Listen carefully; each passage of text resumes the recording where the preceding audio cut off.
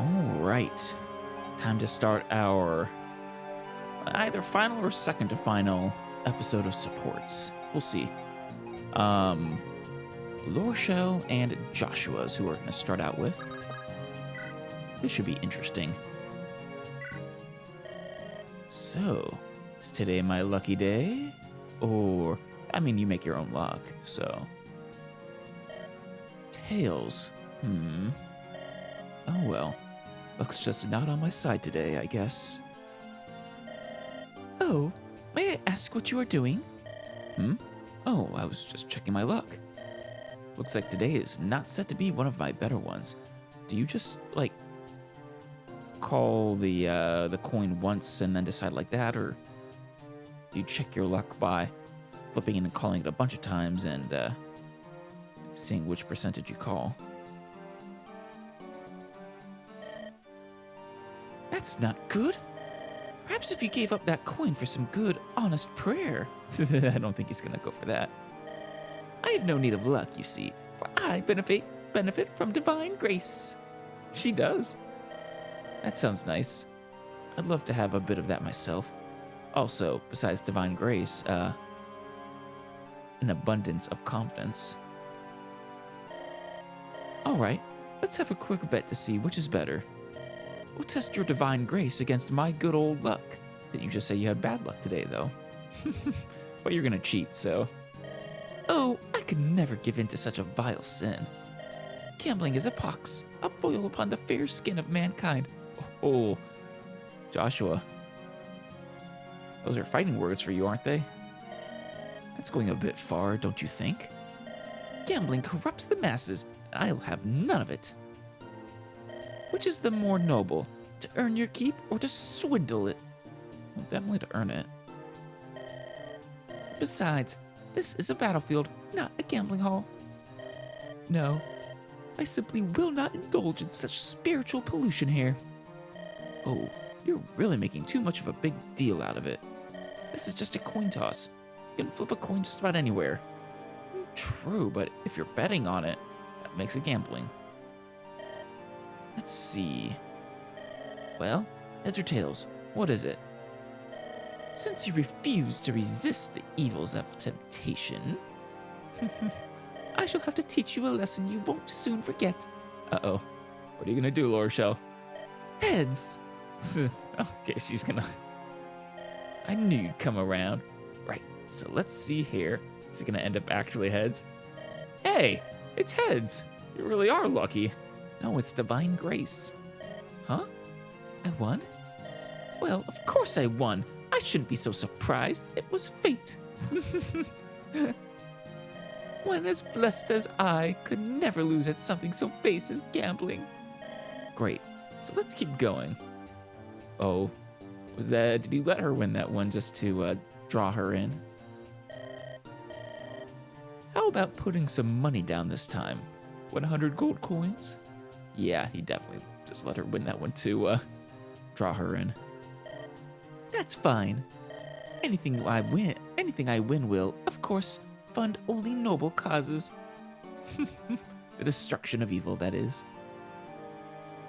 Of course, you do realize that you are now officially gambling. Before it wasn't, but now it is. You're letting Joshua corrupt your soul there, Lorshell. That's my girl. Are you ready? Heads or tails? What's your call? Heads. What else? Oh, we don't get to see the result. Damn it.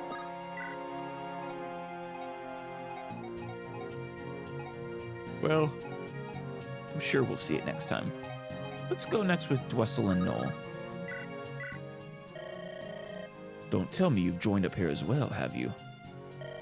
General Dwessel? I think this is another one that I got one or two of previously, but never the third. Prince Leon no longer holds the capital. My reason for remaining is gone. Noel, I have something I would ask you. I mean, your reason for remaining, Noel, was that you were imprisoned. Are you suggesting you could have left whenever you wanted? What exactly happened to His Majesty and Prince Leon? Well, His Majesty is, Yeah. Actually, what happened to both of them is kind of dark. Do you have the courage to hear that answer? I think perhaps that it will not be an answer you want to hear. What does that mean? Are you familiar with a certain foreign anecdote of comedic nature? I mean, you're gonna have to be a lot more specific. It involves 2 starving men and a single loaf of bread. If they break the loaf in 2, both men will die of starvation. No, I'm not asking for a riddle. Let's not waste any more time here.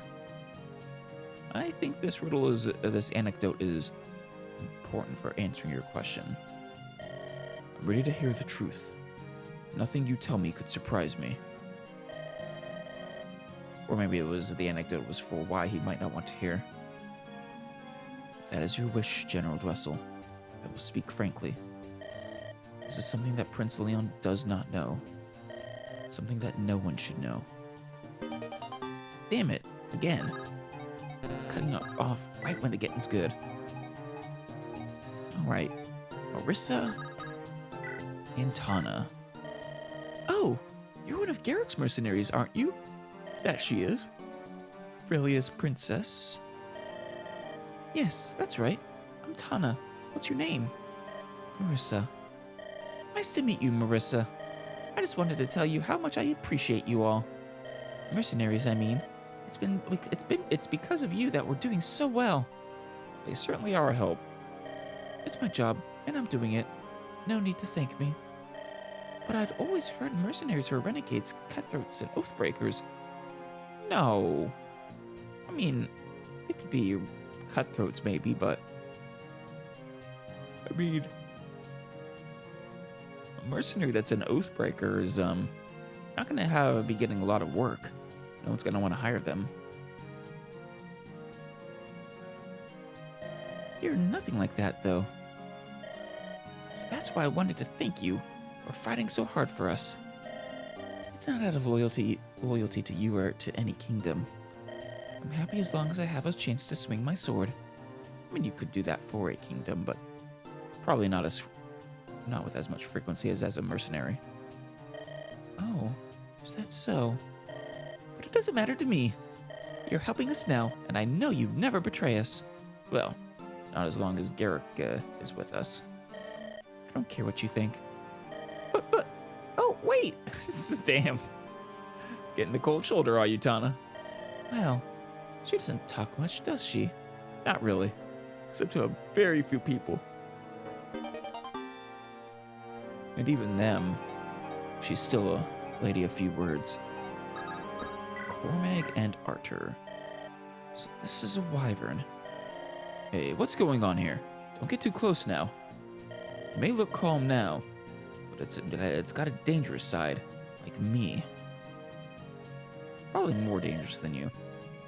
I mean, Cormag's just a lovable little teddy bear. Sorry. Oh, my name is Arthur. I'm Cormag. Nice to meet you. You too, Sir Cormag. It's a pleasure. So, interested in wyverns, are you? It's not so much interest as it is, well, fascination, if you will. The way how they fly in the sky at will, and their powerful limbs. I've seen them from a distance before, but I've never seen one up close. Do you think it would mind if I were to touch it? Probably. But you never know. Nah, go right ahead. But wyverns can be proud. They won't warm up to anyone they think unworthy. It took me 3 years before this one would let me ride on his back. Oh, he hated me at first, always snarling and snatching at me. I don't know how many times he threw me when I tried to ride him. Really? Maybe I should keep my distance then. Just approach carefully, you know. Hold out your hand, let him come to you. Give a good sniff, kind of like a cat, really. Or a dog, for that matter. Just about any animal or pet. Let them come to you, and you'll be alright.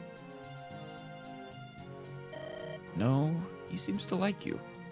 How do you know? He hasn't tried to eat your face yet, for one thing. That is a good sign. Maybe he can sense your, what did you call it? Fascination. Yeah, maybe it won't take too long for you two to be friends. Well then, it's very nice to meet you, Sir Cormag's wyvern. His name's Generog. Next time you're around, come say hi. Nice old dragon name. Thanks, I will. All right. Off to support 2. All right. Laura, Shell, and Joshua once more. Hi there. Hello, Joshua. Do you have a few minutes to spare? I wanted to win back my money. Oh, she actually did win. Did you fail to cheat, or did you not even try, Joshua? I'm curious. You were doing pretty well the other day. I was overconfident. But today, I'm feeling lucky. I accept your proposal. But remember, I think that gambling is an immoral, inexcusable pastime. You can tell it is wicked because of how good you feel when you win. Can't disagree with you there. What about being wicked or how good it feels? Last time, I went easy on you because you were an amateur. I mean, coin flipping, unless you're cheating, there's no going easy or hard at all. It's just an honest 50-50. But you could actually play a game of skill if you wanted. Say, poker. Don't think I'm gonna throw away my money like that today. I would never ask you to go easy on me, Joshua. She does have the divine favor, after all. After all, I have righteousness at my side. Yeah, there you go. I need no favors. Righteousness? Is that what you've got? Yeah, she said that last time. And to think, you were the one telling me gambling was wrong. Oh, but it is wrong. I meant to teach you a lesson, and your lesson continues. She's going to crush you into the dirt until you give up gambling for good.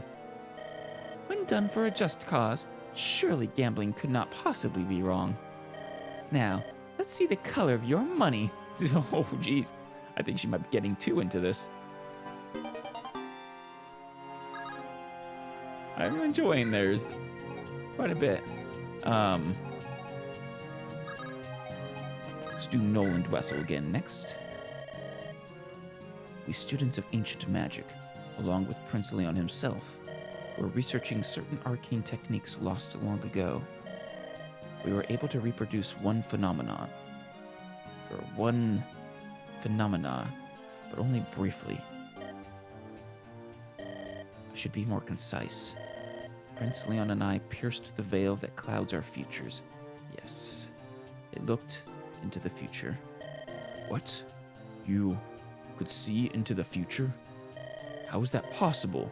What magic is powerful enough to... the power of the sacred stone. Time is like the water of a river. It flows ever on, never stopping. Certain disturbances can cause ripples that speed swiftly downstream. If you can see the water, you can read the flow, the ripples, the waves. It is possible, General. Possible and, at times, easy. Just think of it. If you knew a storm was coming in advance, you could evacuate everyone in its way. That is the thinking that led them down their path, yes. If you could see what was to come, you could help those who might have died. Prince Leon explained this to us with much joy in his voice and heart. His power would, at long last, be able to help the citizens of Grotto. Could have, but came at too great a cost, and in the end, ended up hurting Grotto. We continued our work. There were ceremonies, rituals, such horrors. And then we saw it. In the near future, Grotto would be ravaged by catastrophe. Yeah. A catastrophe? Do you... No, it's not the conflict in which we are currently embroiled. This event is still in our future. We saw Grotto. We saw the earth crumble. We saw our people dying. We saw the shape our future would take. What? That's madness.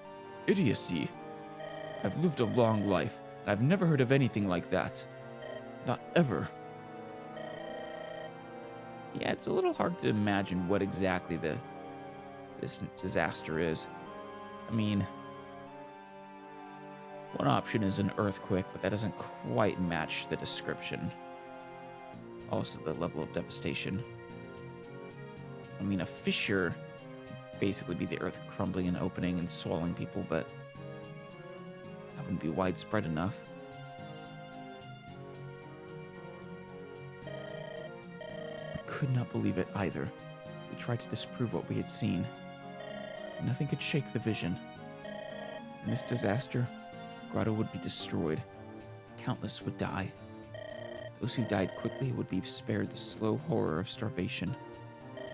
This was when the Emperor died.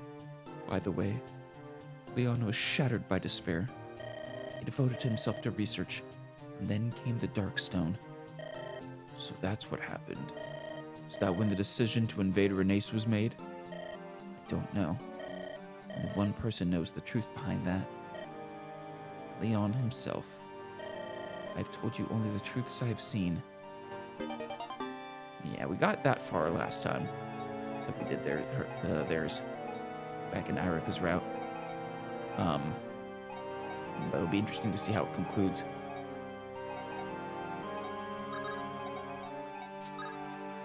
Tana and Marissa.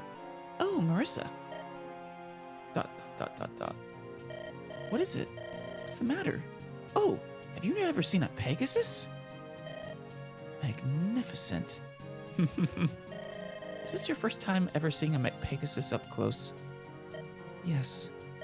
I fought beside Pegasus Knights, but I've never been this close before. Do you perhaps like Pegasi, Marissa? Well, what do you think? She did say magnificent. I thought they would have more delicate legs, because they fly so much. I mean, they are still horses. Oh, they can gallop quite quickly. They don't always have to fly. Interesting. That would be exhausting, always flying. Just truly magnificent. Powerful and beautiful. Would you like to touch him? Pet his head. Arceus likes that. Touch him? Of course. Be my guest. Unless you're scared? I'm not scared.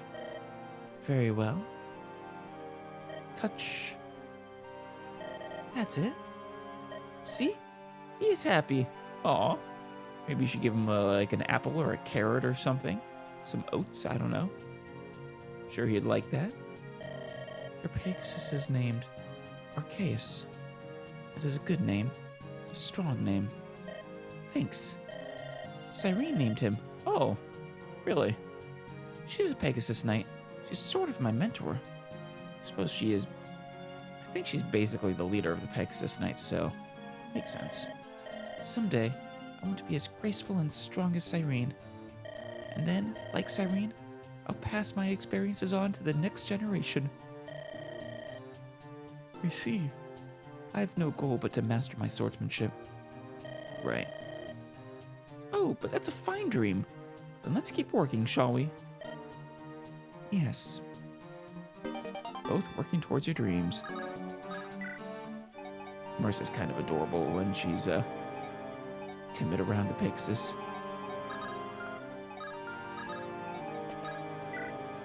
Cormag and Arthur.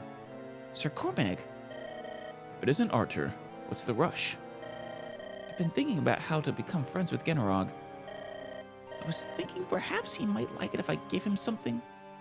He might? You want to give Genarog a gift? Yes, it's an amulet made of a starstone. I feel like he would like food more, but maybe he's intelligent enough to appreciate this. According to legend, those who carry starstones are blessed from above. It's customary to wear them as amulets in Renace, and I thought... I see. But that's your amulet, isn't it? No need to worry about me, Sir Cormag. I pray every morning and every night. Well, if that's the case, then we'll take it. Look at that, Genarog. All right, Archer. I want you to place it in a saddlebag. I'm a little scared, but I'll give it a try.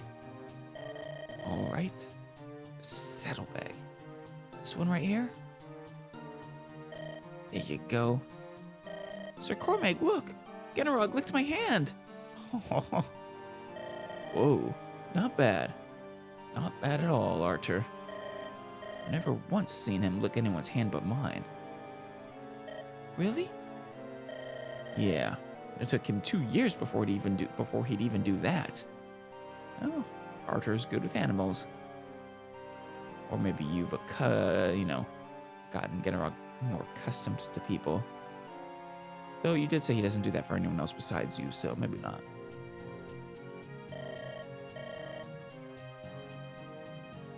You and he seem to be getting along famously, as they say. That makes me happy, Sir Cormag. I'm glad he likes the amulet. I think he likes you more than he likes that amulet, honestly. Really, Sir Cormag? May I talk to him again?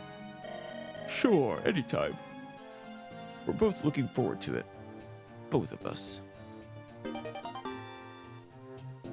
It's cute seeing Arthur get excited over the wyvern. Alright, off to our final supports with these bunch. Alright, and finally, Lower Shell, Joshua, your final support. Look, Joshua, I won again. What do you mean, making such rude noises in front of a lady? I think you should admit defeat. You are against Lady Lorshell, the beautiful, magnificent hero of justice, her divine grace. You don't stand a chance. Divine providence.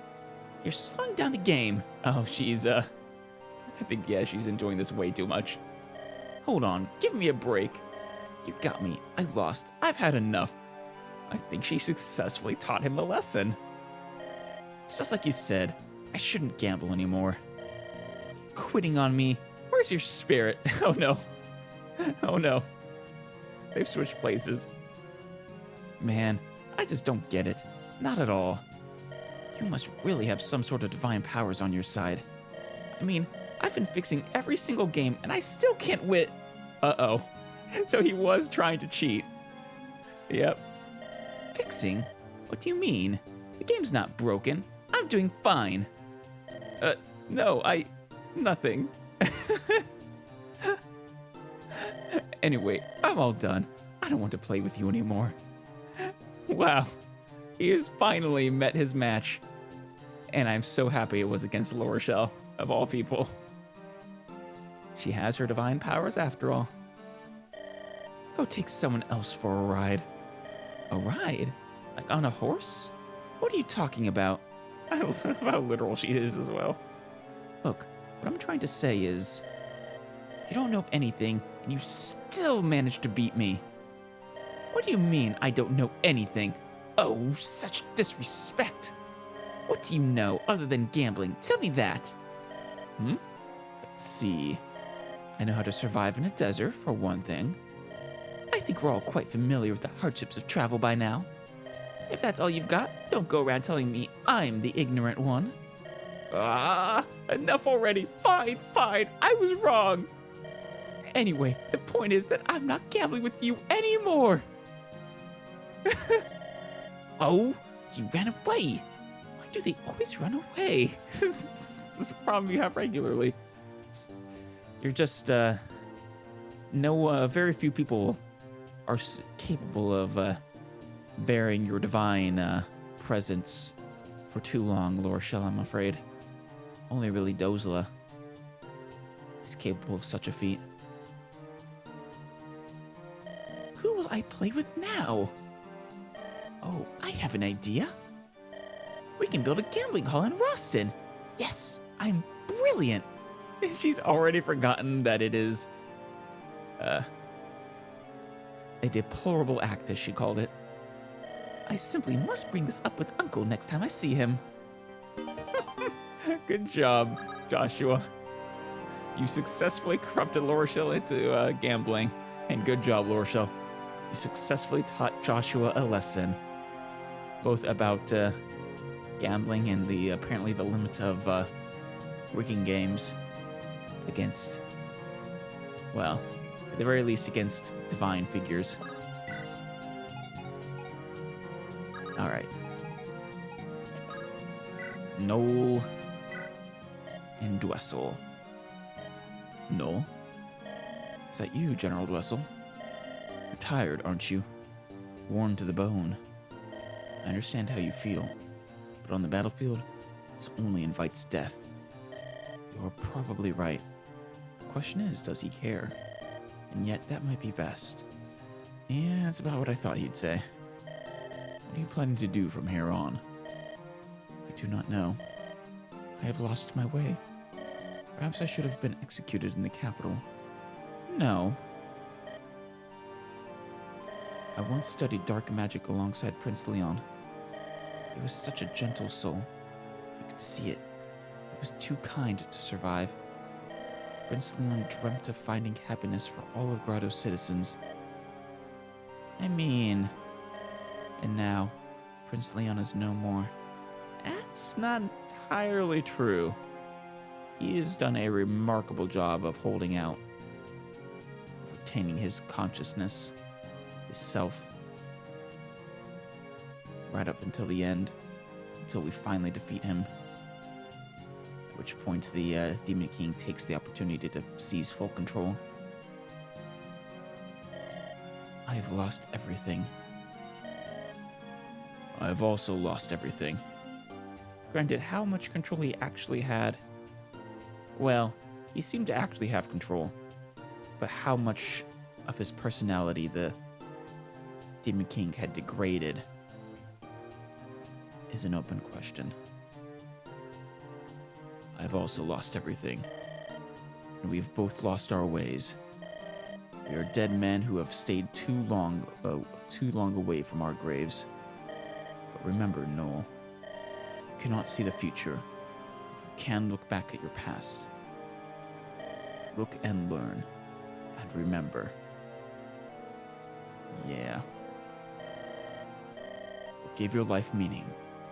What has taken meaning from you, and what has taken meaning from you now?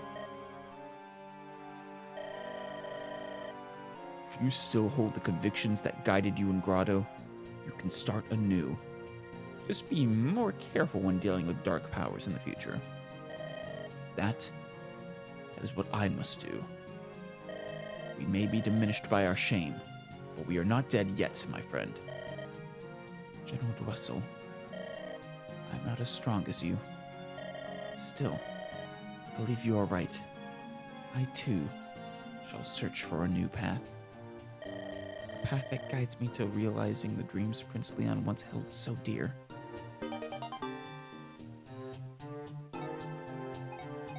Alright. Tana and Marissa. Marissa, is it difficult to improve your swordsmanship? It is. I practice daily. I fought 1,000 men and won each time. And still, I've seen only the barest glimpse of what I could achieve.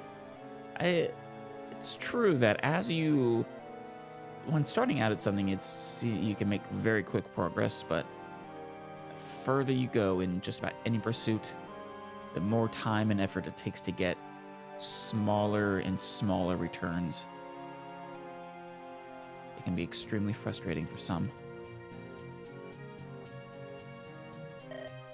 Really? Maybe you shouldn't press yourself so hard. I can see how dedicated you are to becoming a better sword fighter. But if you focus too much on on a lofty goal, you might not notice when you reach it. Well, that's also fair. She is already quite the sword master. But you can always hone yourself a little more. And at the very least, not allow yourself to degrade. Then I have no doubt you will reach it. What is it, Marissa? Why do you waste your time speaking with me, Princess? What? Maybe she just likes talking to you. Oh, am I not supposed to do that? It's not a matter of whether you should or should not. At first, I thought you were brusque and maybe a little intimidating too. She does put off that air. But you're not like that at all. You're just shy. And a poor conversationalist. Poor conversationalist might be understating it. A poor...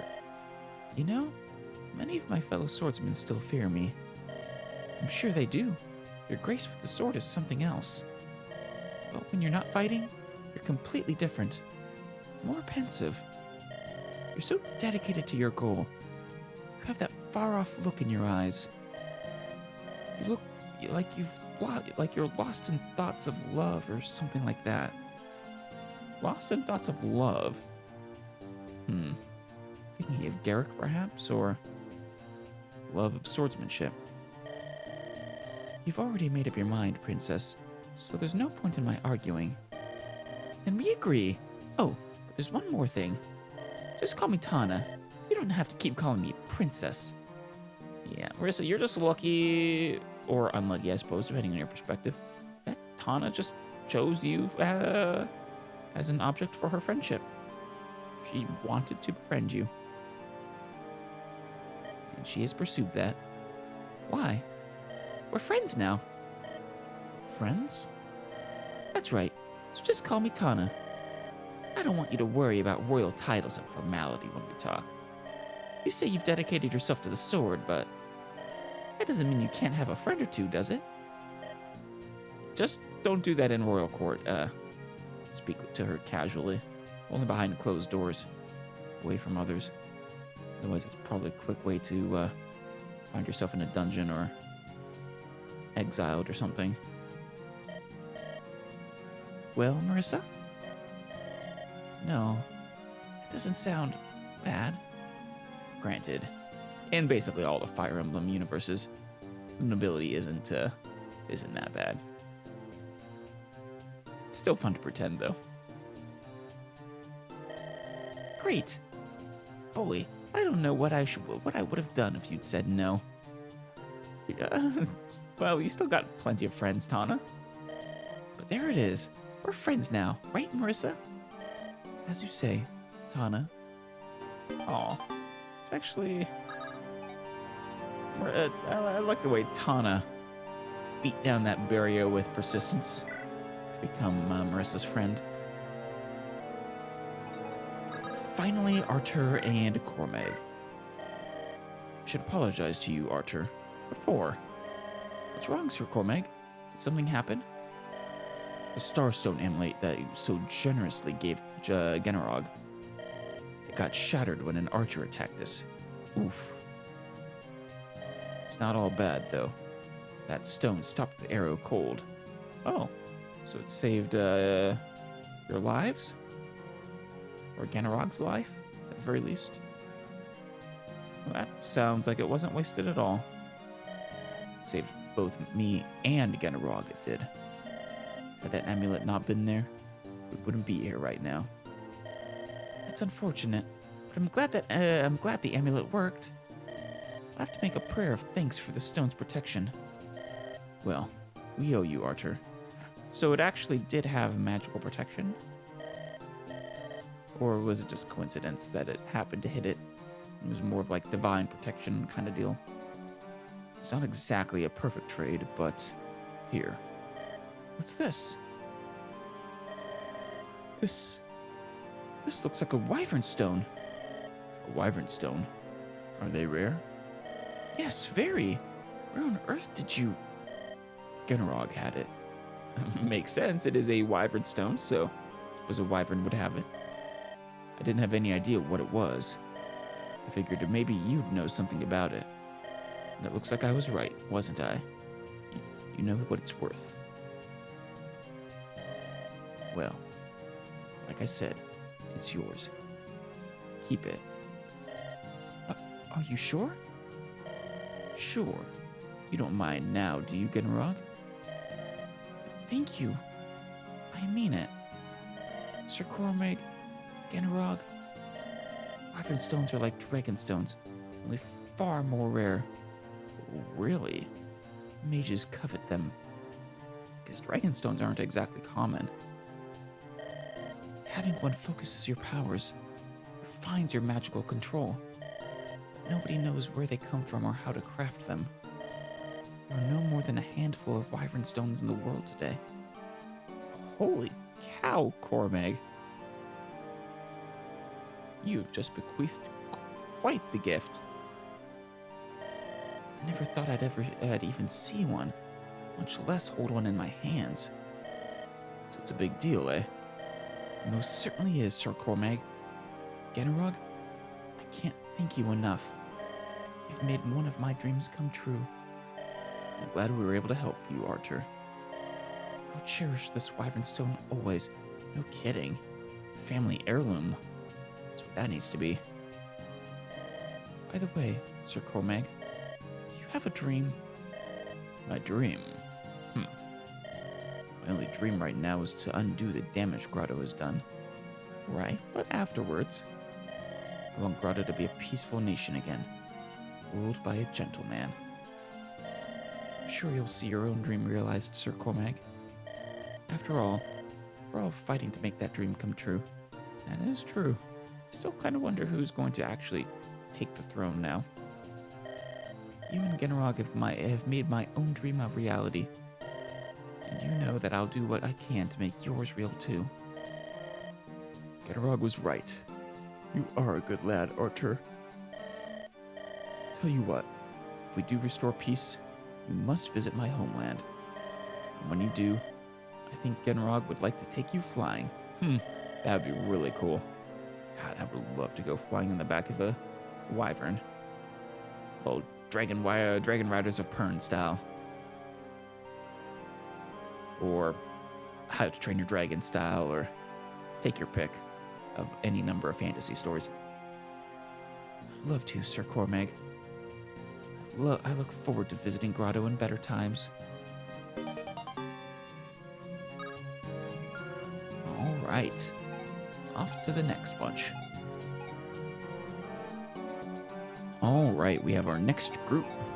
Let's start with the classic Dozla and Rennick. Why has fate chosen to treat me so cruelly? I do remember this one. It's pretty fun. Rennick. You look so pleased to have been reunited with Princess Lorshel. I'm glad we're all in one piece. You haven't changed, Dozla. Your ability to misread people still ruins all conversation. I am lamenting, old man. I am raging against my horrible misfortune. You're a vassal sworn to serve Princess Lorshel. You're supposed to be here. I, however, am not. I'm temporary, got it? I'm an employee. I am not a vassal. You should probably make that clear to Lady Lorshel. I don't think she agrees. You're just as interesting as ever. You're still hard to follow, but... This is not a conversation for you to enjoy, and it's not at all hard to follow. It's not that I don't enjoy being in this army, but traveling with her again. I mean, I haven't even been properly paid for the last job. Oh, so it's about money, is it? In that case, you've no worries, Rennick. Here it comes. All you have to do is see Princess Lorshel safely back to Roston. Once that's done, His Majesty will pay you any amount you desire. That's what I heard the last time. Do you have any idea how much I desire? When he hears it, His Majesty may very well explode. I think you underestimate the wealth of the nobility, but... So about 1,000 gold pieces? Huh? Can't even buy a proper blade for that price. I mean, you can buy a steel sword. Not quite a silver sword, but still. What? 5,000 then? You've got the wrong number of zeros, old man. Oh, my apologies. So you want 500 gold then, eh? I swear. Half of me thinks that Dozla must be fucking with him, but no. It's just Dozla. No, that's smaller. It can't get smaller. I want more. It's 50,000. 50,000 gold. And I'll bend 50,000 arrows to get it if I have to. Someone must listen. 50,000 gold would be quite nice. I don't know if it would quite set you up for life based off of the prices we've seen, but it might. Oh, right. I understand. You need 50,000 heirs, is that it? Please don't collect 50,000 heirs, Dozla. Very well. When we return to Roston, we'll get 50,000 people together. Wait, it's 100,000 heirs. Well, anyway, you'll have all the heirs you need. It's good you caught that. You want 25,000 people. He doesn't want 100,000 heirs, he wants 50,000. It's just a figure of speech, old man. Bah, I was a fool to complain. Oh, still wonderful. All right, let's move on to Dwessel and Ephraim. Another one that I've seen at least one or two of. Dwessel, can we speak? At least I think we did. Before he died in the Eirika route. Oh, Prince Ephraim. Of course, my friend. I feel I should apologize for making you side against Grotto in this. Bah, what nonsense. Please use me however you would to end this war. I want you to know how honored I am to fight at your side again. Yeah, Russell is great. He is that classic Fire Emblem archetype, I suppose, of the enemy general who's noble and honorable, who ends up fighting for your side. Though, actually, no. I think they usually end up dying. They don't usually fight for your side. I don't think. Yeah. I think Dwessel might be the first one who actually ends up deserting their own army and joining us. Unless I'm forgetting someone. Show me a little of your skill with the spear, like when you taught me. Ephraim, your skills have grown significantly since then. Why, the first time I met you, you could hardly hold a spear. I couldn't even bring myself to lie and say that you weren't that bad. There's no need to be cruel. I realized how helpless I was then. Let me finish. Even then, your strong will was most impressive. On your first day wielding a spear, you chose to challenge me. That's pretty foolish, but brave. I remember how enthusiastic your attack was. You were determined to win. But you were destined to lose that day. Still, I was quite shocked. You weren't trying to learn my skill. You were trying to steal it from me. And I thought an apprentice was supposed to be obedient to his master. When you fight, you must respect your opponent, not obey him.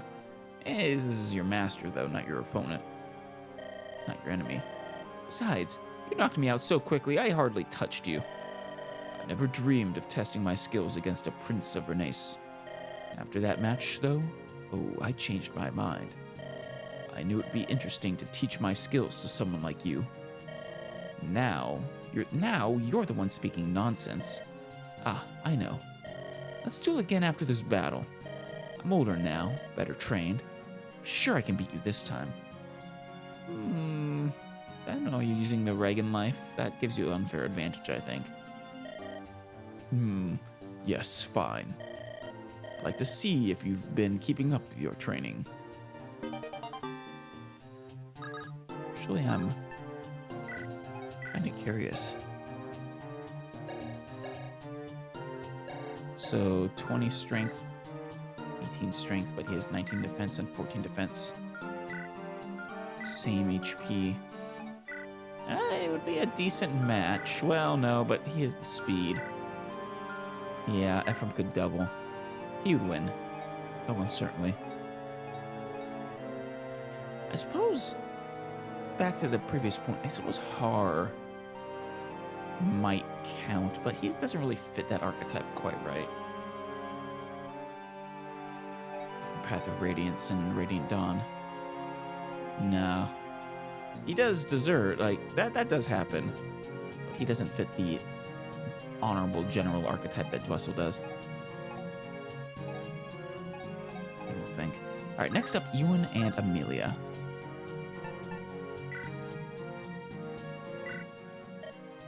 Hey, what's your name? Me? I'm Amelia. Ah, Amelia. My name's Ewan. Hi. Hi, Ewan. It's nice to meet you. So, are you fighting with us? Yep, I am. I'm a mage. Really? You look like you're only about my age. That's neat. Yeah, he's pretty good. Oh, I am nothing special compared to my teacher. You want to see some magic? Here? Now? But isn't that dangerous? Well, perhaps you should do it off the field of battle, but... Oh, don't worry, unless you want to see him use it against people. Magic isn't just for combat. For example, voila! You can do stuff like this. What, party tricks? Wow, you're so pretty. All those little lights spinning around together. Is this really magic? This is magic used to make girls happy. All right, Ewan. Oh, Ewan, stop teasing. You should show me how good you are with your lance sometime. Yeah. Yeah, it's basically just dancing lights he used, it sounds like. Huh? Alright, but sure you'd be bored. That's not true. And even if it were, it's simply a matter of how you make it fun. How you make it fun? Yeah. If you're intent on it, you can make almost anything interesting. As long as you want to be excited. Uh-huh. Like this war, for example. Well, Amelia, I'll see you later. Hey! Ewan sure moves at his own pace. He does. All these supports. He always seems to be the one leading these supports. How will you make it fun? That seems like a good rule to live by, when you think about it. It is. It will lead you to have a much more interesting life, less bored life. Eirika. Hey, Prince, how's it going? Garrick? I'm sorry you had to see that ugly side of me. What? Huh? What do you mean? Yeah. At Renval, when you stayed by me. Ah, is that an ugly side of him? It's been a while since we were there. Not for your loyalty, I would have fallen into the hands of those mercenaries. Ah, well, it's my job, innit? But what's your point? This is unlike you, Prince. Yeah.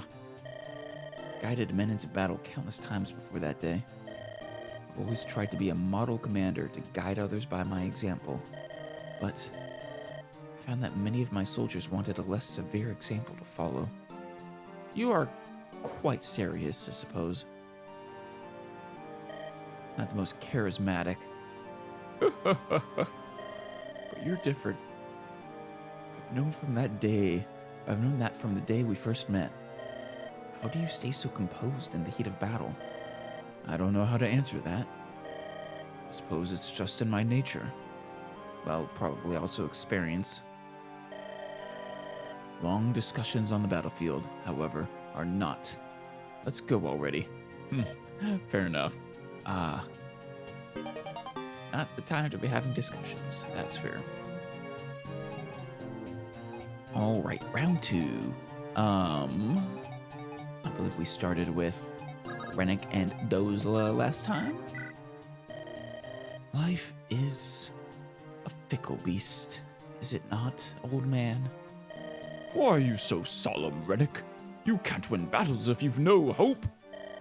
This journey has taught me the hollowness and the transience of life's pleasures, and apparently turned you into a melodramatic poet, too. So that's fun. To what end do we toil on this unforgiving earth? Why do we live? Why do we live? Well, if you're not alive, then you're dead, and... if you're dead, then you can't eat, and... He's got a point, Rennick. What was I saying? I think I must be getting hungry. I wonder what's for dinner. My bellies are rumbling. Dubsla's the best. It must be nice to have no worries other than what to eat, old man. And not just you either. I'm sure that a certain young lady has nothing to worry about either. What's that? Do you mean Princess Lower Shell? That girl believes the world will turn out just as she envisions it. She really does. And then she makes sure it comes true. I doubt if the word worry even has any meaning to her in the first place. This is worry. What is this word you are using? What a completely envious position to be in. I may not look it now, but I'm the son of a wealthy Carcino merchant. That we knew. I believed that you could move the world if you but had the gold. Money was everything. And with money, nothing was beyond my reach. I adored money. I loved money. You see? What good fortune for you that your father was a thriving merchant. That's just it. There are people who can do anything without any money at all. She's overbearing and egotistical, yet she has us all jumping through hoops. I mean, she has money, she just isn't using it for that. She's just an overbearing sort of charisma. And it is fantastic. That's a skill normal people don't possess. That's Princess Lorshell. She makes the impossible possible. You're with her because she made a deep impression on you too, right? Kinda. She also sort of almost literally drug him along, but yeah. A deep impression? It's more like I'm in shock. My brain's been frozen. What? Your brain's frozen? That'll never do. Did you forget to wear a hat? I forgot about that. Let me at it. I'll thaw it out. Knock it off. I was speaking figuratively, you know? As in, not literally. You're too strong to joke around like that. Stop it. Just teasing you. Turns out Dozla is capable of jokes. What a pair the two of you make. I know, right? It's fantastic. You know, you're the only one who can keep up with Princess Lorshell, old man. You do a decent job of it, Rennick. Alright, Ephraim and Dwessel once more. Dwessel, do you have a moment? Oh, Ephraim, of course. Were you thinking about Grotto just now? You looked distracted. I wonder, was it the wrong decision to send you fighting against Grotto? He made his choice. You didn't force him into anything. You've no need to worry. My reasons for leaving Grotto are my own. Doesn't matter who I'm fighting. My resolve won't be weakened. It is good to hear. Actually, I'm here for a rematch. Yeah, you did say you wanted to face him in a duel sparring match after that last battle. I have no idea how you beat me last time, but this time I can do it. Sounds like you did have that duel, and he won. It's experience. He's the Obsidian General for a reason. Looks like you haven't learned your lesson yet. You know, they used to call me Obsidian. I was one of the Imperial Three. I'm not about to let a young punk like you best me at the spear. You're at least a decade too young to, or a decade too early to be challenging me. Classic.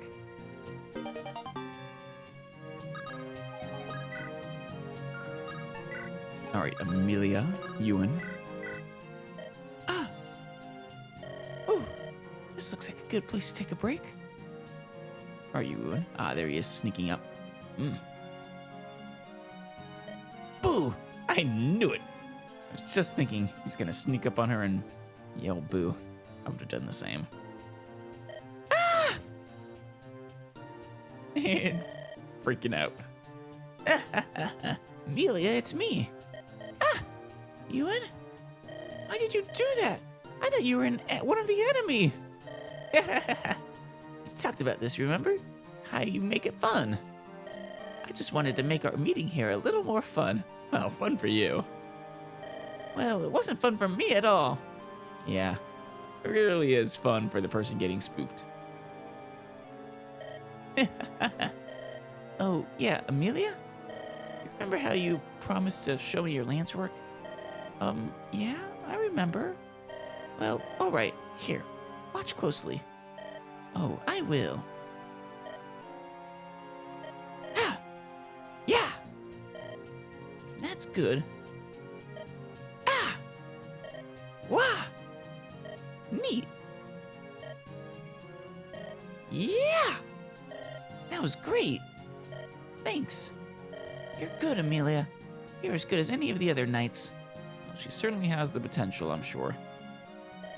Do you mean that? Whew. To be honest, I have been practicing even harder lately. But it was all worth it to hear you say that. Thanks. Really? No, thank you. I like your outfit too. Huh?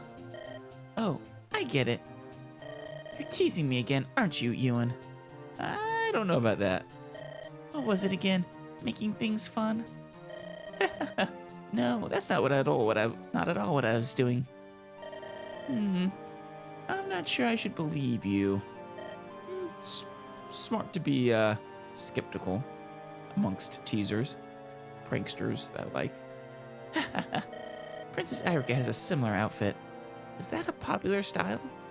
Ah, I don't know.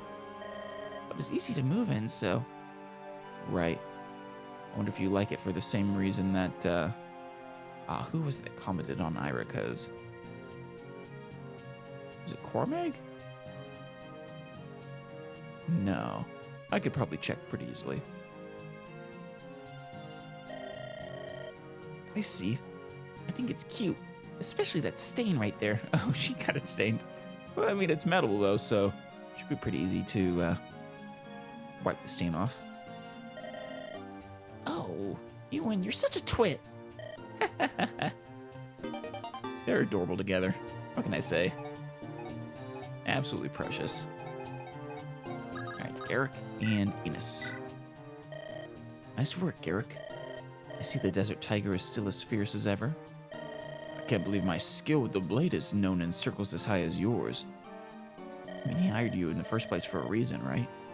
Let me tell you, I didn't get into this line of work because I like fighting. It was a twist of fate that started me on this path. Sounds like there's an interesting story there. Really? But I've heard of your fame from no less a person than my father. It means he's been in the business quite a long time. He tells me your name was once known from shore to shore on this continent. The past is the past. I was just doing what I had to. If I hadn't, I never would have survived.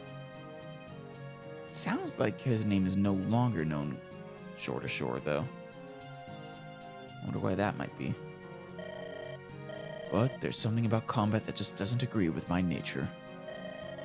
If that's the case, why are you with these mercenaries? Well, they're his mercenaries. He's the leader. Ah, the answer is so simple, you'll probably laugh. I promise not to. Back when I was a kid, a friend from my village said he wanted to be a mercenary. He said he was going to be famous, the greatest warrior in all the land. No matter how many times I told him to give it up, he wouldn't listen to me. One day, he left for Johanna. I didn't know what else to do, so I went with him and joined the guild too. Stupid reason, isn't it? Anyway, I didn't particularly like fighting. And while I wasn't opposed to the money, I certainly wasn't in it for fame. I just couldn't let my friend go off and get killed. I do hope he didn't. Where's this friend now? He went off and got killed. Yeah. Tale as old as time. I see. So there was no reason for me to continue being a mercenary. Well, except, carrying on his wish, his dream. But then there were other men who I considered to be my friends. Couldn't bring myself to abandon them, and so the years passed, and here I am. Right. You gained new comrades in that time, and, well, I understand that. Thing is, I can't stand to see my friends die. But if you're in this business long enough, people around you get killed. It happens. The only thing you can do is keep moving forward and try not to think about it. So, yes, I'd have a problem if you got yourself killed.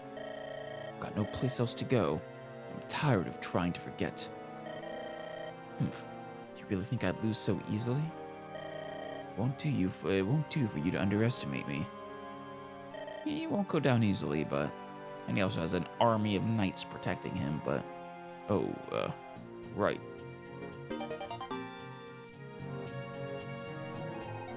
And our last round with this group. Rennick. Dozla. You know, Rennick, I was just thinking about something. It wasn't food, was it? Or Lady Lorshell? These battles are tough on an old man like me. I might not make it through to see the end of this. Where did that come from? Better not be an omen. It's kind of like a flag, except he's doing the opposite. He should be saying, oh, I'm 2 days away from retirement. But no, he's proclaiming he's not going to make it through, so I feel like it's sort of a reverse omen there. He basically guaranteeing he's going to live. I want to see Princess Lorshell in her wedding dress one day. That's my one wish in life, to see her happily wed. Aw. He's like a dad to her. Telling me about it isn't going to make it happen. Trying to find a worthy prince who's willing to take Princess Lorshell? I mean, the worthy is the hard part. Willing, it's Princess Lady Lorshell. The benevolent, the great. You have to be out of what prince would be out of their mind enough to turn her down? That's no easy task to accomplish. If I end up food for the crows, if I cannot escort the princess home, I want you to take care of her for me. What? Why? No, I won't do it. You can't make me. Sorry, but no. You're the vassal, old man. I'm nothing more than an escort, a thief. When this war's over, I'm going to collect my pay and then disappear. You got it? Once Princess Lorshell settles down, she'll probably never leave Roston again. I don't know. I almost have a hard time imagining her settling down. She's got to eventually when she takes the throne, but it's got nothing to do with me. That's cold, Rennick. I'm disappointed. I'm sure she'll be so lovely. Princess Lorshell, the bride. If I gently close my eyes, I can envision what a glorious spectacle it will be. All you need is someone to listen. I'll play along. What kind of spectacle? A loving couple exchanging their sacred vows. Joyous citizens of Roston. Congratulations, Princess Lorshell. Our condolences, Prince.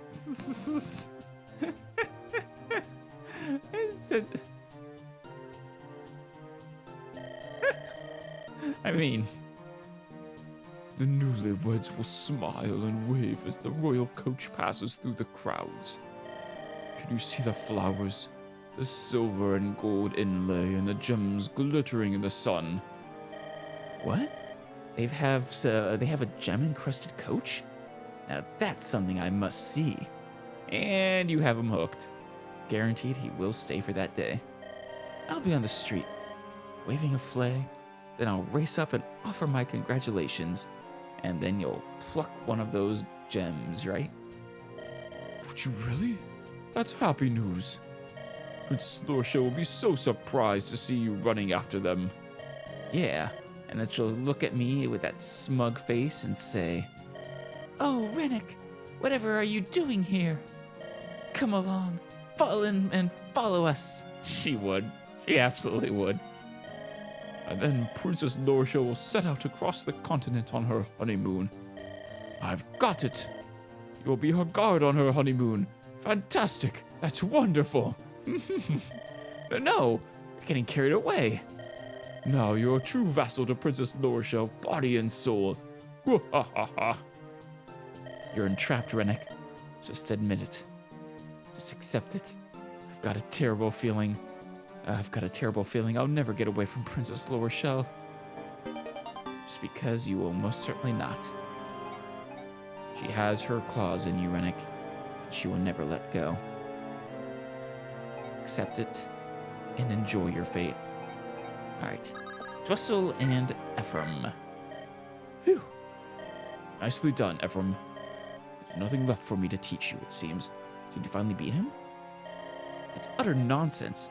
I still have much to learn from you, Dwessel. I intend to be the greatest spearman Magvel has ever known. I gave up on swords after seeing how they fare against spears. Sword, axe, spear, bow, and even magic. I've seen them all. I mean, I suppose that makes sense. Spears are probably the most common weapon type. Probably. Actually, I'm kind of curious. If you actually tallied up all the different enemies in the game, what percentage goes to what weapon types? The spear always comes out on top. That's most definitely not true. You go up against an axeman and you're done. And I want mine to be the best spear around. That's a bold statement. You may yet be the one who can prove it true, lad. I thank you, Dwessel. It's only because of the skills you gave me that I'm alive and here now. Our countries were friends, but you taught me like family. Aw, I am a warrior. All I can do is improve my skills and pass them on to a student. And if you best me using the skills that I taught you, well, that's just the nature of war. Well, the nature of teaching the next generation, hopefully. The young surpass the old. And I'm glad to be fighting at the side of such a worthy student. Dwessel, I know that I've been branded a traitor. I'm prepared for that. But I do have one regret. What would that be? I regret that I betrayed my emperor. But you really didn't. The emperor was dead. You never betrayed him. You remain as loyal to him now as when you swore your oaths. No. It is Grotto who has betrayed the ideals it once held dear. I mean, I suppose he did give Leon his blessing at the end there to pursue his path, but I'm not sure. I don't think he knew. He couldn't foresee that it would lead to this war, I don't think. Nor that Leon would be consumed by the Darkstone. I don't think you betrayed your emperor. Not at all. No, it's Grotto who has betrayed the ideals it once held dear. And now, as then, you are my teacher. Nothing has changed. No, you are no traitor. Anything, you're the last true man of Grotto. I mean, rip to Cormag and Natasha. Well, I suppose he said true man. He's also going to say Amelia. But, oh, and Noel. Ephraim. Yes. A student should not inspire his teacher. Ephraim, be strong. Remain true. Believe in yourself and act in accordance with your beliefs. No matter what happens, be a strong king. Yes, you needn't worry about that.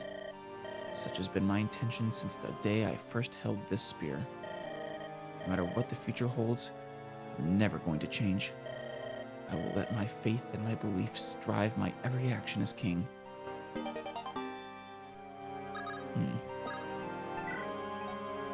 It's good to see that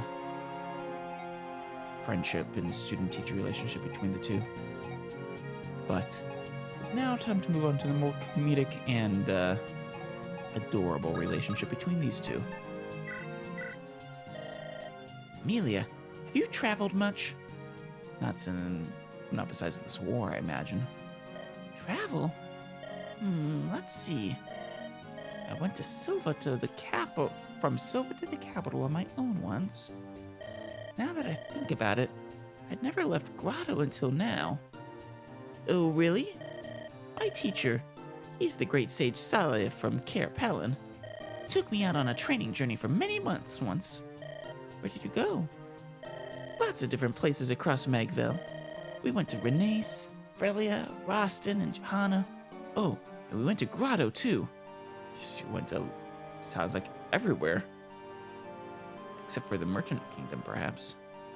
Or the Merchant Republic. Wow, that sounds great. Yeah, it was a lot of fun. There were so many new things to see. Say, Amelia, I just had an idea. What is it? When this war's over and we're all at peace, why don't you and I take a trip together? Aw. Huh? Just the two of us? Sure, why not? Does the idea bother you? No, it's just... There's so much I want to show you, Amelia. How the dark green forests refract the morning sun into a million burning emeralds. Damn, you know, Ewan's the poet. That sounds like quite the sight, too. Melancholy spectacle of the sun sinking slowly beyond an endless horizon. The wind gently coursing vast fields of wheat to dance. Heroic mountain peaks. I want to join you on this journey now. Oh, and the gorgeous flower beds that fill your vision with brilliant colors. There are so very many spectacular places in the world. That is true. I want to see all of them again. This time I want to see them with you. Aw. When you see them, you'll really understand how wonderful it is to be alive. You got a little crush there, Ewan. Or is she just your friend? Feeling will fill your heart and make you want to sing with joy. It's so eloquent, Ewan. But I understand what you're trying to say, and yes, let's go. I want to see all of it and more. Great, then it's settled. You know what? This gives us something to look forward to while this war goes on. Just thinking about it makes my heart beat faster. Yeah, it's definitely a crush. You know, Ewan, being around you fills me with so much energy. And I'm happy when you're around too. Looking forward to our trip. It's one more reason for us to work quickly to put an end to this war. Yeah, let's do what we can, because we're definitely taking that trip. Man, now I'd feel bad if I let either of you die. After setting those flags. Alright. I do hope they actually had a shared ending after that support. Derek and Ines. Derek? Eh? Something I've always assumed to be true. Oh. What is that? Those born to royalty cannot show others any weaknesses or deficiencies. Right? If they're not perfect at all times, their enemies will take advantage of them. Right? Yeah, so? Meeting you has made me rethink that belief. Really? My father told me before I left that I should watch you and learn from you. At that time, I believed there was nothing a mercenary could teach me. Now I know better. I'm thankful to both my father and you. That's enough of that. In my opinion, you're much finer than I could ever be. Not just because he's royalty, yeah. Right? The way you live, your manners, your bearing, I could never pull it off. Well, that's just... He's been trained since childhood to be like that. Me? What do you mean? It's not like those things make him better than you or anything. Just different. Look at you. You're full of confidence. You've got pride. When I first met you, I thought, what a high-handed dandy. Called him a dandy. Did you just call me a dandy? He did. But that's just who you are. Being proud is not always a bad thing. Wait. It's just who you are. So you are still maintaining that he is in fact a dandy. You must have worked yourself near to death to preserve that pride. What I mean is that you never make excuses for losing or being beaten up. No matter the pain you face or hardship, you keep on fighting to honor that pride. It's what defines you. I can't say that I don't admire it. It comes naturally. I'll be king one day, and I will make Frelia the greatest nation in all the world. It will be a wonderful kingdom of wealth and power. When that day comes, I will command you to become general and lead Frelia's armies. Oh. Damn. Well, it's more secure than being a mercenary, and I suppose that might also, actually be a bit safer. No. I'll have you come and ask me to make you general. Can't wait. He'd probably make a good one. Not sure how much opposition there'd be to making a commoner mercenary at that. General. But you'll be king, so, well, I suppose you can do what you want. Absolute monarchy. Alright, our next group. Let's start with Enos and Vanessa. Vanessa, are you alright? Prince Enos! Yes, I'm fine. I'm glad you are safe. You are fine, sir. Good, Vanessa. Your contributions to this war, and also to Frelia as a whole, have been very valuable. Thank you for your kind words, sir. I was so worried when a messenger from Carsino told us you were in danger. Yeah, I bet. I worried for your safety, especially when we got there and found out he only had 2 people holding up with him. At least left. Nothing is going to happen to me. It's still very strange to me that you are all grown up and worry about me now. I mean, you guys are actually probably of a similar age. Both Enos and Tana are fairly young, I think. When you first joined the Knights, you were just a girl. You've really grown, Vanessa. Well, I'm still learning. If I recall correctly, Vanessa has a crush on Enos. I think we learned that from her other supports. You're a great knight now. I'm counting on you, Vanessa. Yes, I'll protect you at any cost. Vanessa, you don't need to protect me. She literally does. That is her job. It's the other way around. As the Prince of Frelia, I have the duty to protect you. Oh, yes. I didn't mean to offend. Pshaw. Remember, I am counting on you. That you are. Thank you, Prince. As are we all. Vanessa is a very valuable member of this team.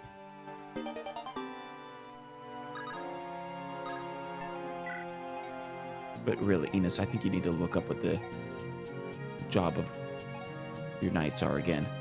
It is actually their job to protect you. Well, I suppose Vanessa might not be like a royal knight or anything like that, or a royal guard. Still, though. Ephraim and Ford. Hey, Ford. Yes? Oh, what is it, Prince Ephraim? What are you hiding? Probably his art. What are you talking about? We are in the middle of a battle, you know.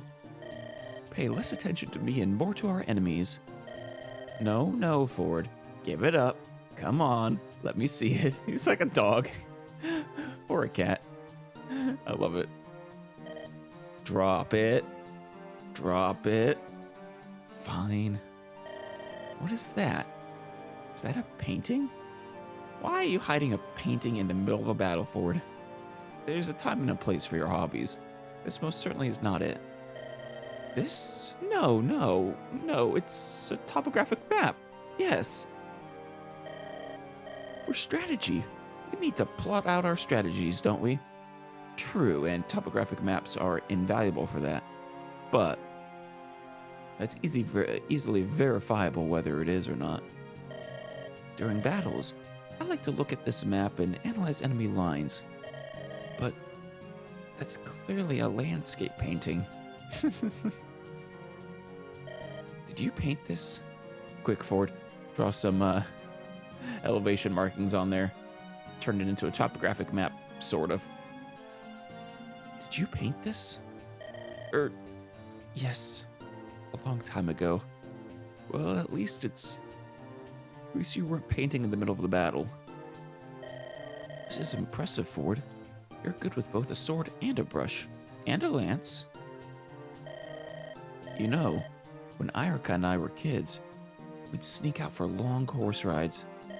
We used to watch the sunset sink behind the mountains while we talked for hours. Your painting reminds me of those days. Prince Ephraim. But during a battle probably isn't the right place to indulge your hobby. I know, right? That's what I was saying. It's, like I said, time and a place. What if something happened to you? Or what if something happened to your comrades who you're supposed to be protecting? I'm no fool, Prince Ephraim. I always stay alert on the battlefield. I'll cut down any enemy that crosses my path. Well, Prince, good luck. Well, not if you're busy holding a painting. You're all talk. All talk about what? Cutting down any enemy? Well, Ewan and Dozla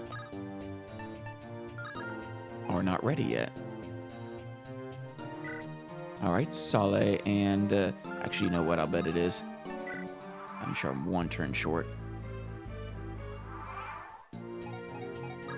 There it is. Ewan and Dozla. How many turns was that? Yeah, 28. Hello, laddie. Hi. The name's Dozla. I'm Ewan. It's nice to meet you, Dozla, sir. Aren't you a little bundle of energy? I bet you are a regular troublemaker. A little bit. Not too bad, though. So, And also, you have a lot of experience with little bundles of energy and troublemakers. You know, being the retainer for the Lady Lorshall and all.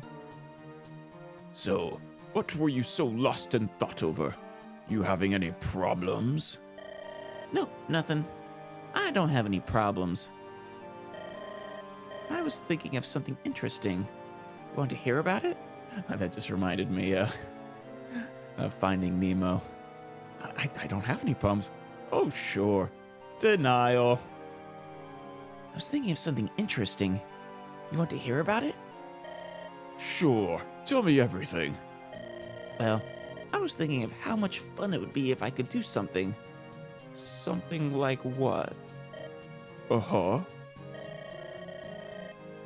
Some battlegrounds are full of plants and stuff, but others are dreary and dead. Some are just basically stone like this. Yeah? If a place like that were suddenly filled with beautiful colors, it'd be neat, right? Yeah, that'd be kind of neat. You don't mean by setting on fire, though, do you? Like, if it could suddenly become a flower garden? Oh, yeah. Ho ho! A battleground becoming a lovely flower garden? Ah, that would be nice. It would help heal the hearts and minds of the soldiers. It'd be a little of a bit of a, contrast with the, chaos and death of the battlefield.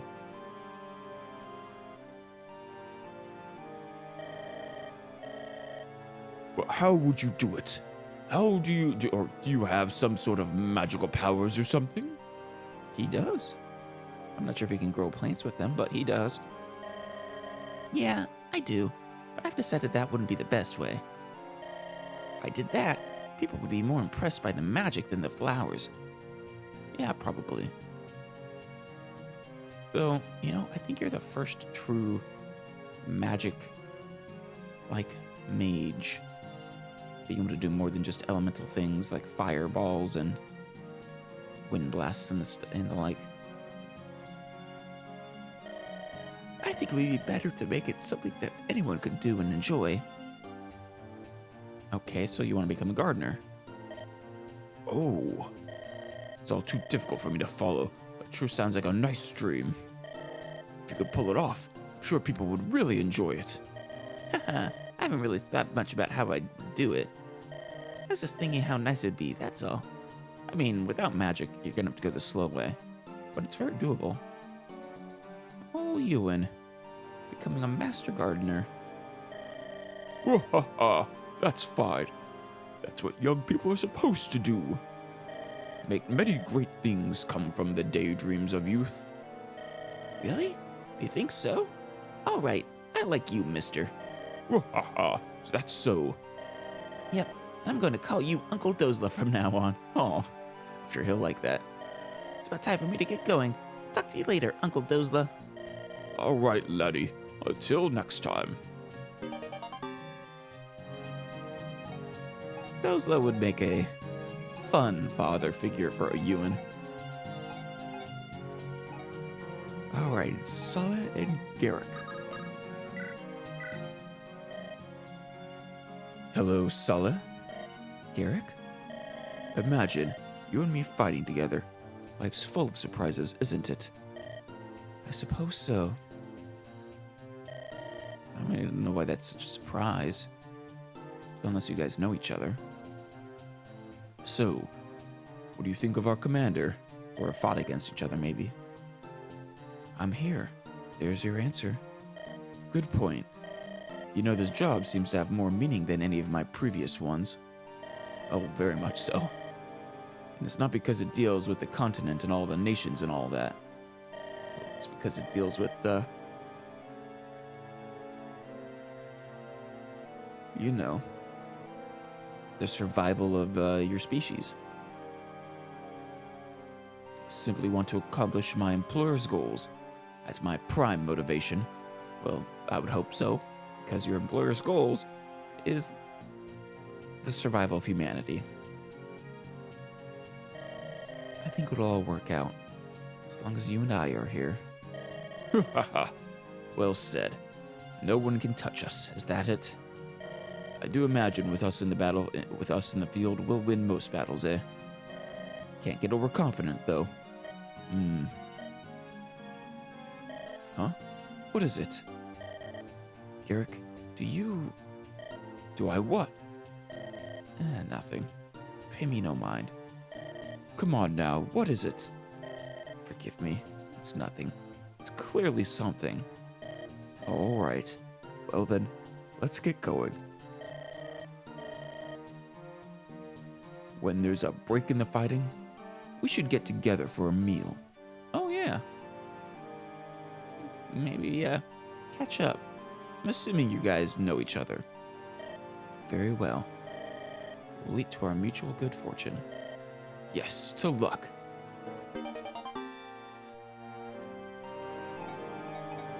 All right, round 2. Enos and Vanessa. Your skills are so polished now. I bet you could shoot down a drop of rain. That'd be really cool. Unfortunately, I don't think you'd be able to tell whether he succeeded without a nice slow motion camera, Vanessa. You flatter me, Vanessa. My skills aren't quite there yet. I suppose, just the act of shooting through the rain, you'd probably hit a drop. But I've noticed that you have improved quite a bit since this war started. Oh, she really has. Oh, thank you, sir. You make me confident in battle. Me? Oh, Yes, you. With such a skilled knight at my side, I feel secure and can be my best in battle. Oh. Besides. Yes? I can always sense you trying to protect me at any cost. Normally, I don't need any help. You are the exception. Aw. I'm grateful for your help. Thank you very much. It is my duty to protect you at any cost. That it is. Your duty, huh? That's fine, Vanessa. No need to worry about risking your life. I'm pretty unstoppable with you beside me. That's a quick way to get yourself killed.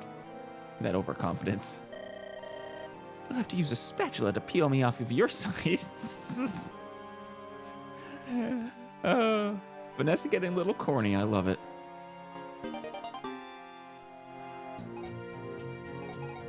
All right. Then we got Ford and Ephraim once more. So, Ford, not goofing around today, are you? Of course not. I never fool around in a battle. Except, when you're looking at paintings. Yes, but only in battle. Next to Franz, you seem like you're always half asleep. That hits a little hard right now, considering Franz is dead. You surely understand how difficult it is to be compared with one's siblings. Oh! Ouch. Next to you, the princess seems so kind and thoughtful, and caring too. I see your point. Yes, it's rough being held to your sibling standards. Isn't it, though? So let's stop all this and get back to the fighting. Although... What is it, Prince Ephraim? Eirika has never been far from my side, in good times and bad. Yes, you twins are... just... Your relationship is quite sweet, actually. It's always nice to see siblings that are on such good terms. Without her, I'm not sure I could lead my people back from this disaster. I think I understand what you mean, Prince. When we lost our parents, I was shattered. Franz helped me get back on my feet. Oh, come on, please stop. It's too sad now. If I didn't have his help then, I don't know where I'd be today. We are who we are now because they have always stood by us. Let's end this war quickly, Ford. For them. Especially for them. Yes. I suppose it does work reminiscing about those lost, though. Alright. Dozla. Continuing to be a father figure for Ewan? Or an uncle figure, I suppose? Oh, laddie. Uncle Dozla. So you're in high spirits today. Yep, I'm always in high spirits. How about you, Uncle? Oh, he very much is. Oh, I'm doing as well as can be expected. A bit tired, actually. A bit closer to the ground than everyone else, so my legs tire easily. He does have a very dwarf look to him. I'm sure that part of his design was intentional with the big bushy beard and the shorter stature. And the axe wielder. It'd be nice if there were an easier way to move around, wouldn't it? Oh, that reminds me. I've been thinking of something. You actually do a pretty good job, Dozla. Keep up with Lady Lorachelle, after all. Do you want to hear about it? What's this? Have you come up with yet another fabulous idea? Or have you figured out how you're going to accomplish your previous one? Yep. Well, what is it? Coaches. You're familiar with coaches, right? Depends. Are you talking about stage coaches? Or are you talking about team coaches? Uh-huh. We've got a coach in our convoy because it can carry people and supplies. That answers that question. Yeah, they're useful enough. They're nice if you're traveling far with wounded men, children, and whatnot. They are. But without roads, they're almost useless. I forget about dense forests. Also fair. Oh, and they can be quite vulnerable in a battle. Not very useful at all, really. Exactly. So I was thinking about coaches that could travel in the air. What's that? Are you talking about using Pegasus Knights? That might be a bit difficult. Like, if they ever wanted to just hover for a second, or stop, the coach would just start hanging down. That'd be uncomfortable for the people in it. You'd need something rigid then. But that would cause a lot of strain on the Pegasus. That's what I was thinking at first. But that probably wouldn't work. Yeah, it really would not. I mean, a Pegasus can get mighty picky about who it lets ride him, right? That is not why I was thinking it wouldn't work, but sure.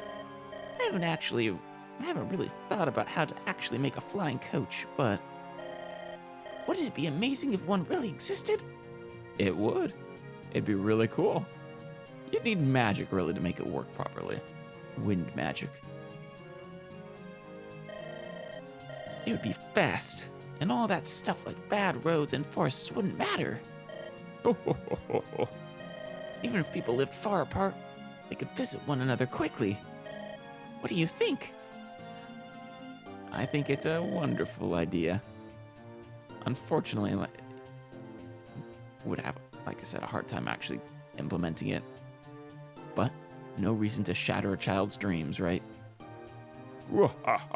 It's fantastic, and it would be useful, that's for sure.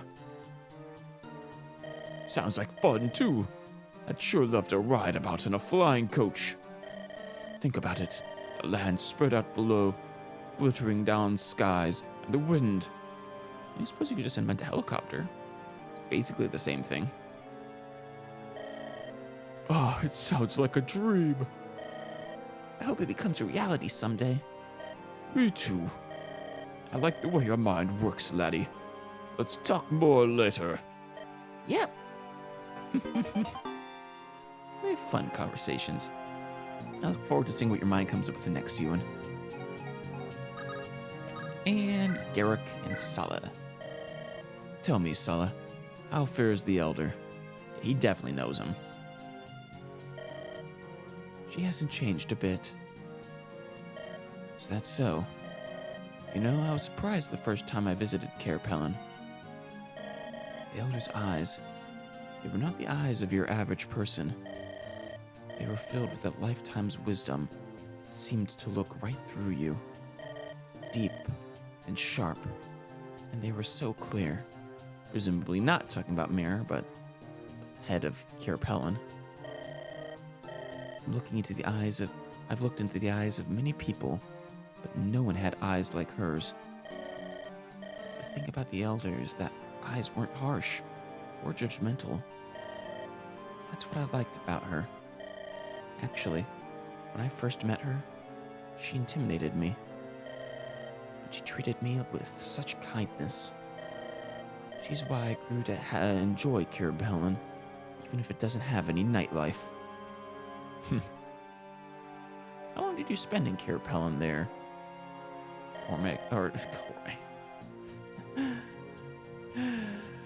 I want you to take good care of the Elder, Sala. Yes, I intend to.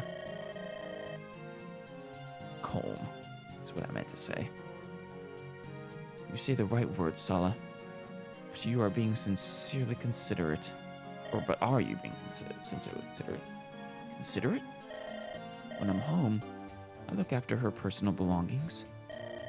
I also take care of her meals and watch over her health. It's only natural. You have no idea what I'm talking about, do you? It's just like you, though. Is there something else I should be doing? Next time you go home, make sure you take her a gift. Bring her some jewelry or something that's popular in town. You know, I think we actually did get to the B rank in this before. But I don't know what she likes. Oh, please, Sala. That's not the issue. It's the thought that counts. It's even better if she likes what you get her, but it's the thought that counts. Simply receiving that sort of present from her grandson will make her happy. Oh, is that so? That's what I'm trying to tell you. I understand. I'll take it into consideration. When we next pass through a city, I'll help you pick something out. That would be helpful. Studying magic is all well and good. You should pay attention to these things too. Yes, especially with Mir, but other people too. In your case, you need to work on understanding women's hearts. I think he needs to work on understanding everyone's hearts. I'll look into it. I'll help you out in that area too. Did I say calm? Garrick! Oh god. Oh god. So they were a previous mercenary band leader named Colm. I know obviously that's the name of our thief in this one, but... Yeah, no, I think I'm just going crazy. Alright, and the final round for this group. Nessa, Enos. What's wrong? You're spacing out. Probably, been too close to you for too long?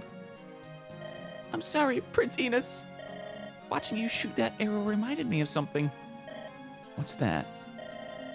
The time you demonstrated your archery skills at the king's birthday ceremony. You shot 3 arrows simultaneously and hit 3 different targets. That is so impressive that it sounds actually impossible. Or sounds like something you'd get out of like Robin Hood Men in Tights or something.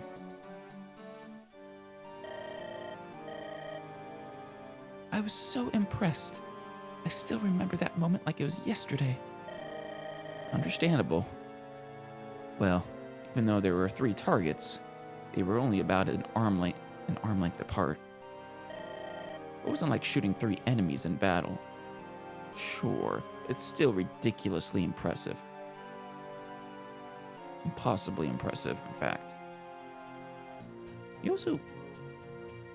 As a child, you went up against someone else in an archery contest, right? And they, it was to see who could shoot the furthest, I think. But then, because you were a little kid, you physically couldn't shoot as far. It's only an exhibition trick. Even so, you couldn't have done it without strong accuracy and concentration. You made a very strong impression on me. I've admired your skills ever since then. I kind of wonder if there's anyone in real life who can do that. Vanessa. Was it my skills you were admiring? Or was it me? It could be both. What? Just kidding. Kind of. Yeah. Kind of. But I'm impressed you remembered it. I'd forgotten until just now. Are you kidding me? That is not something you could easily forget. I think you're underplaying how impressive that is, Enos. I have always been watching you and always been admiring you. I hope that doesn't sound too creepy. I don't know what to say. I've always known you as a knight. A great knight, in fact. When this war is over, I would like to get to know the other side of you. The woman. Yes, let's go, Vanessa. Don't ever leave my side from now on. Do they actually get a shared romantic ending? Just imagining the scandal of it. The Prince of Frelia together with a knight. Someone of such lower station. Don't worry, Prince Enos. I would follow you anywhere. Well, I'm glad to see your feelings are on the way to being reciprocated, Vanessa. After all those other supports you've had, where you talked about them. Ford, Ephraim. How are you doing, Ford? Me? Oh, I'm fine as long as I've got a sword in my hand. Oh, by the way, Ford, when you have some time, could you show me your painting again? Oh? Like to see it? Why the sudden interest, Prince? The scene you painted is the Renaissance we once knew. Those magnificent fields and tranquil farming villages. When I look at it, I can forget for a second that we're on a battlefield. I want to restore the Renaissance you painted. Huh. That's kind of neat. I want to restore these landscapes that fill me with joy looking at them. I wanted to see the painting again so that I could carry it with me in my heart. Huh. Like I said, that's actually kind of cool. If you like it, Prince Ephraim, I'd be honored if you would take it. Really? Are you sure, Ford? I'm not sure how realistic it is to restore the landscapes just as they are in the painting, but I like the sentiment at the very least. Yes, of course. Please take it. Thank you, Ford. It is truly beautiful. Did you study painting? No, when we were young, I would paint for Franz. Our father spent much time away. Franz wept every night, missing him. But I was just a child too. I didn't know how to make him stop crying. One day, I showed him a drawing that I had made of our parents. And Franz stopped crying. I've been painting ever since. I see. I have a thought. In exchange for this painting, there's something you can do. What is it, Ford? Once you've achieved your goal, once you've restored Renee's to the way it was, can I have a vacation? Of course. Absolutely. You've earned it. Is rest all you ever think about? If you want that vacation, earn it. Oh. I guess if I'm taking a different route on that one. Right. Oh, just keep risking my life protecting you then, Ephraim. You do that. I'm counting on you, Ford. Quite the demanding employer Ephraim is, apparently. Alright, Ewan and Dozla. Ah, Uncle Dozla. Listen to this, will you? I've been thinking about something new. Oh, I can hardly wait. Imagine people far away from each other talking. Okay. Far away?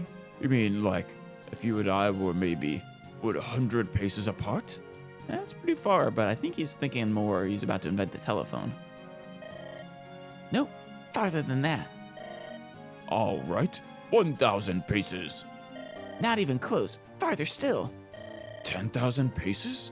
You must be kidding. No, I'm not. And even farther than that. For example, what if one person were in Frelia and the other person were in Roston? Definitely about to invent the telephone. What? That's right. Anyone you could think of, you could talk to. I've read about magical devices that could do the same thing, but wouldn't it be better if anyone could do it? And not just mages? It would. Impressive. I think I see it. People could send and receive important messages instantly, is that it? No, even better than that. I'm not talking about just sending messages back and forth.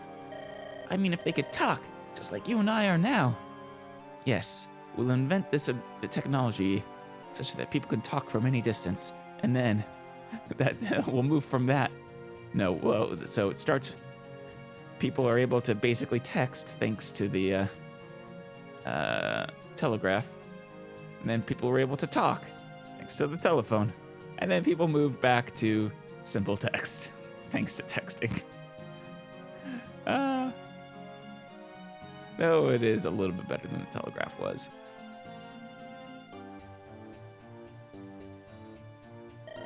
We wouldn't need messengers at all. It'd all happen instantly. I just can't wrap my head around this one, laddie. It's too much for me. Great, isn't it? You could contact your people in Roston from anywhere at any time. My, oh my. You've got quite an imagination, don't you? The things you come up with always surprise me, laddie. Yes, now you just have to invent it.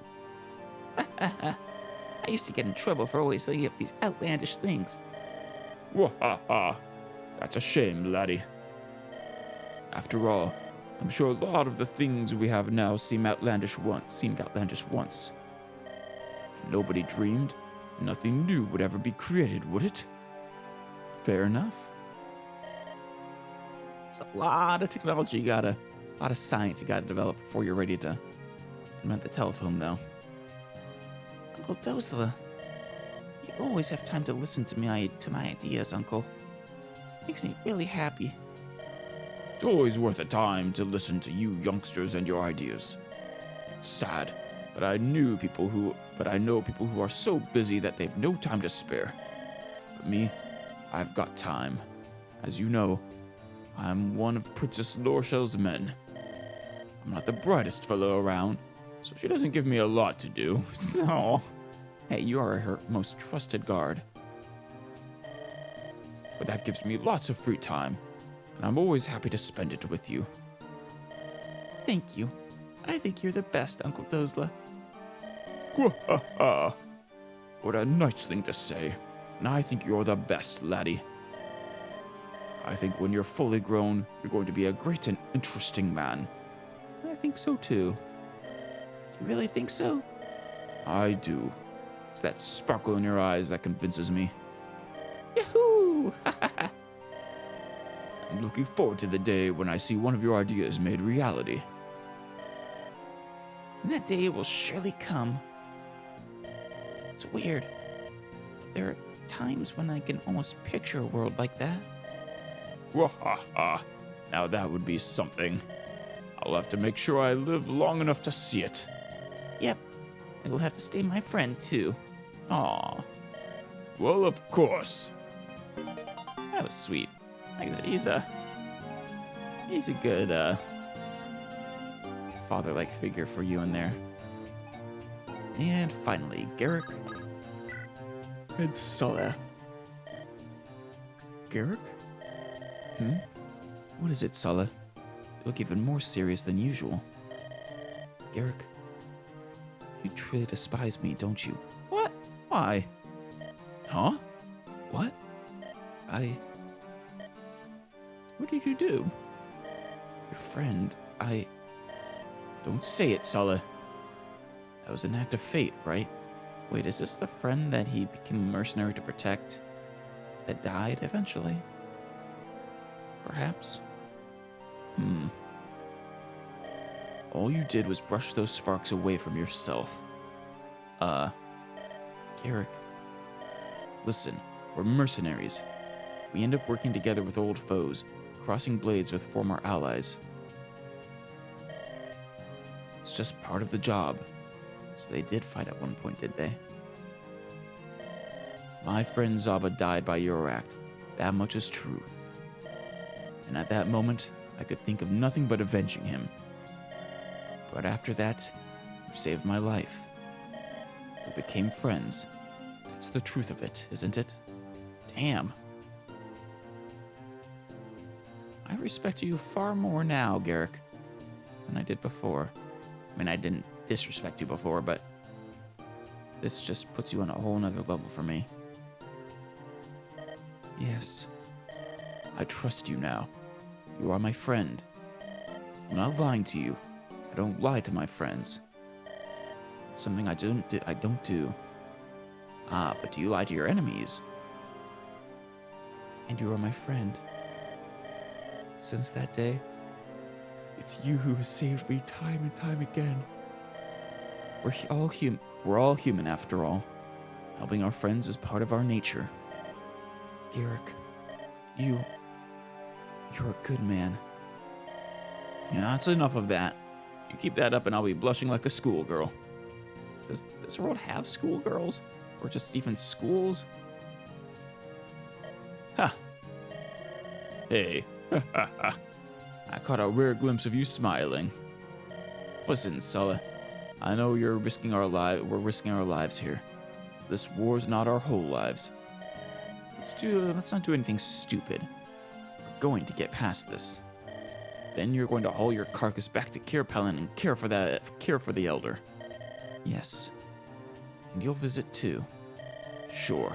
When things calm down, I'll let you throw me a feast. Can't wait to have Kirpelin's famous mutton stew again. Ooh, sounds good. We'll be waiting for you, Garrick. Glad I got that other support before.